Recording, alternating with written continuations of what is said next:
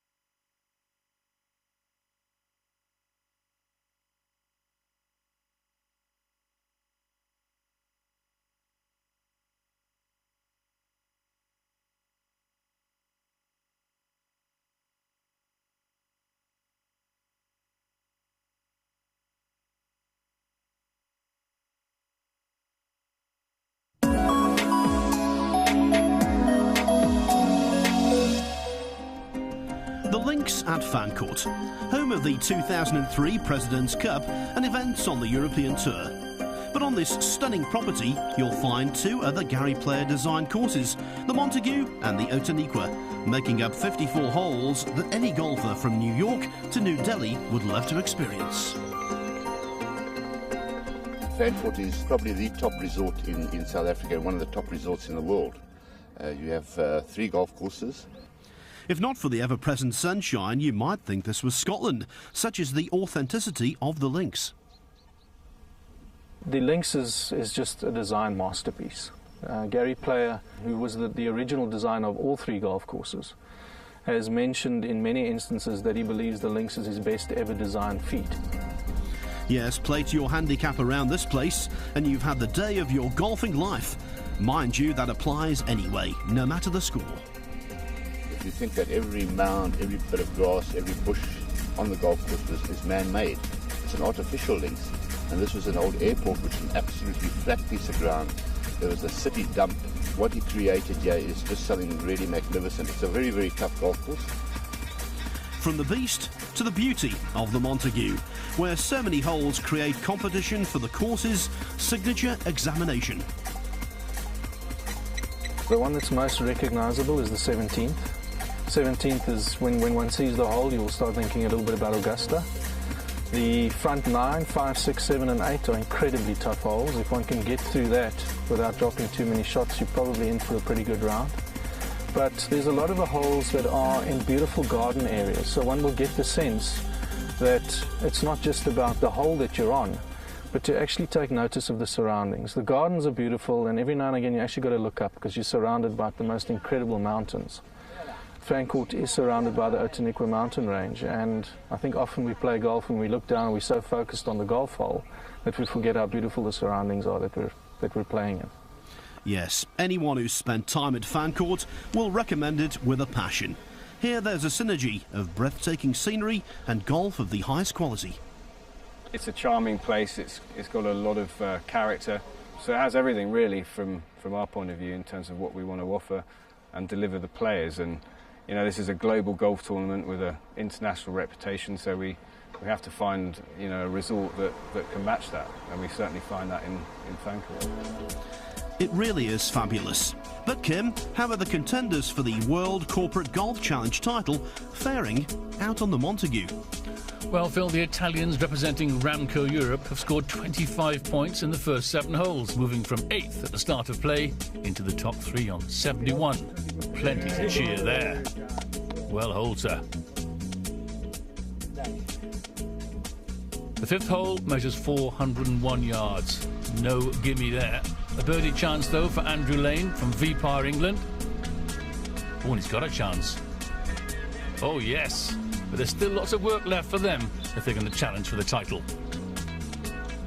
It was a fairway medal off the tee on the demanding par 3 for José Ressurizao, and he found the putting surface.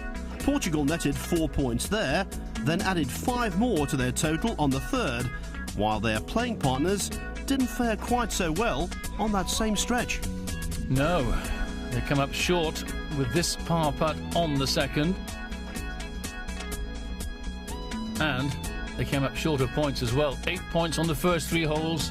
They've lost their lead, Phil. Yes, 3 points in front after 1 hole. Ireland now trail by 2 after 3 because they've been passed by Portugal. As for the rest, Italy are going nicely, but they've played 4 more holes. First par 5 on the golf course, 561 yards of it, is the 4th hole. Third shot coming out for Stuart Gold. Got to watch out for the water. On the right-hand side of the green, is he positive enough? Oh, I'd say so. Super shot, taking it on. This team not intimidated by water. They qualified at Loch Earn, and the weather that day, we're led to believe, was pretty foul. Plenty of water there. Another very deliberate action from Resurrecao. Green found with the third shot on that par 5, 4th.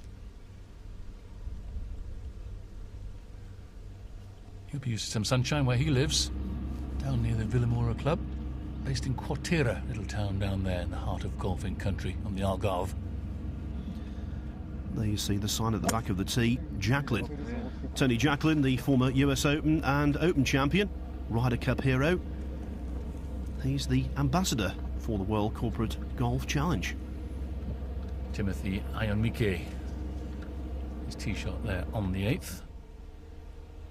Now this is a fast putt down the green at the 4th for Resurrecao. Single figure handicapper. Oh, nowhere else. Hit the back before it hit the bottom. Thank you, guys.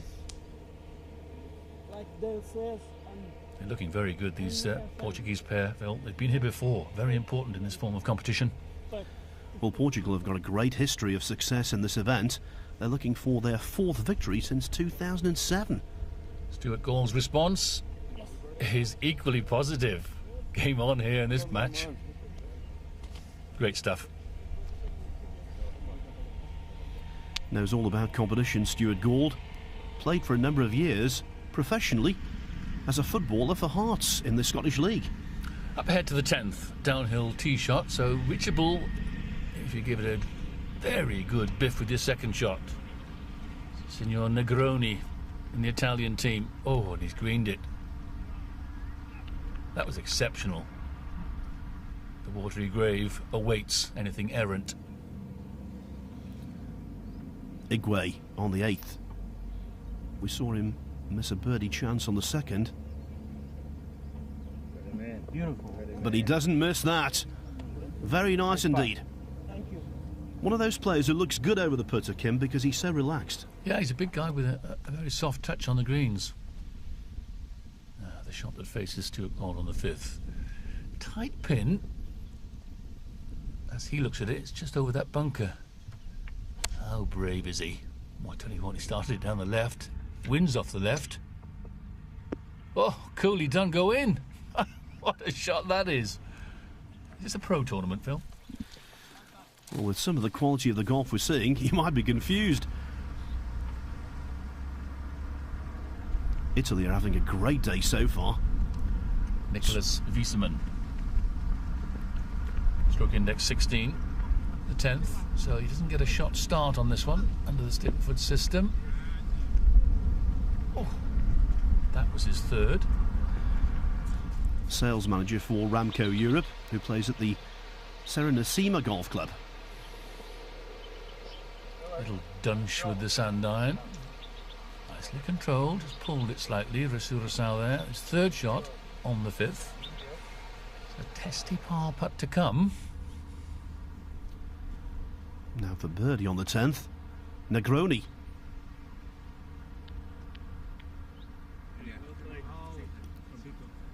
The Italians just wish they could have played like this yesterday. Had they done so, they would have been in pole position by now. He deserved that birdie, didn't he, after that exceptional second shot. Now Gold. Oh, is this for birdie on that tough 5th? Oh, what a big birdie it is. That's 4 points, just on his own. Wow. The Irish fighting back, making a real game of this. So the Irish on 82 points now.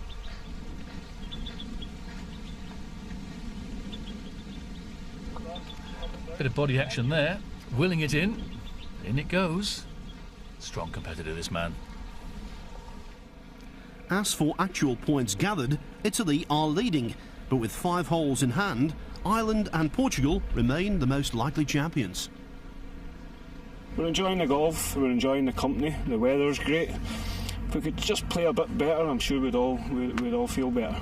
I think yes, very, very, very close. But you have more holes for Portugal win. More from the World Corporate Golf Challenge final after the break.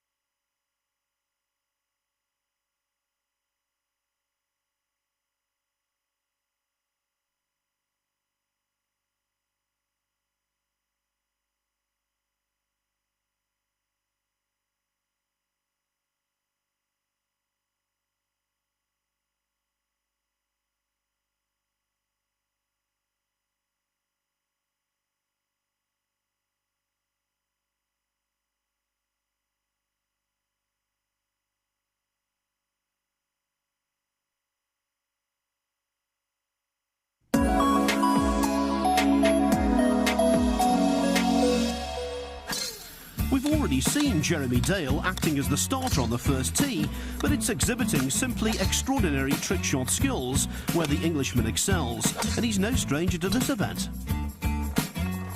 Well, the World Corporate Golf Challenge is a great event to be involved in, and I first got involved with them in their World Final in '98, I think it was. Our job is to entertain them and make them nervous on the first tee, which they'd be anyway, and make it feel like a proper professional event. It's their one chance to be on the TV and take part in an event like this. Really great. The first time I did this, I broke a rib. Lucky for me, it wasn't one of mine. The clubs are normal clubs. I could actually do this show with 5 clubs and all normal kit that you could buy anywhere. And so the nice thing is then that people can have a go at the stuff that I've shown them without having a bendy shaft or a 2-headed driver. So it's very much the emphasis is on skills and the different things that you can do. And golf lends itself extremely well to this format. And people love to be entertained and see the flight of the ball struck professionally. Can you imagine waking up one day and realising that you're a left-hander trapped in a right-hander's body? I would never have put a show together if I hadn't had a USP, if you like, a unique selling point. I'm left and right-handed. The flight of the ball is the same. The swings look pretty well the same. And the greatest compliment people ask me at the end is, which are you? Because they can't tell. In terms of, do I practice for an hour a day on each of the individual tricks? No. They've always come very naturally to me. So I know that I can do them. And hit it away.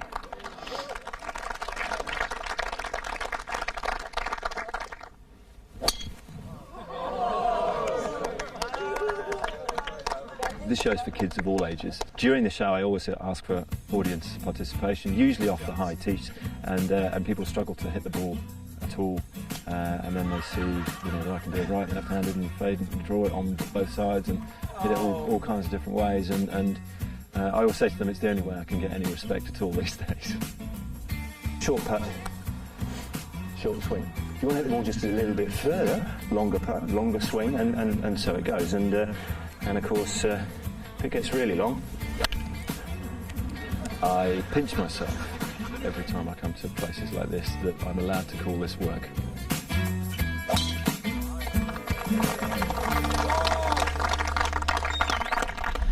From Jeremy the Jester to the gorgeous scenery of Fancourt's Montague course and the closing round of the World Corporate Golf Challenge final, where the race for the title is becoming tighter with every passing hole, and where, Kim, Golf Ultzama representing Spain are trying to bridge a widening gap at the top.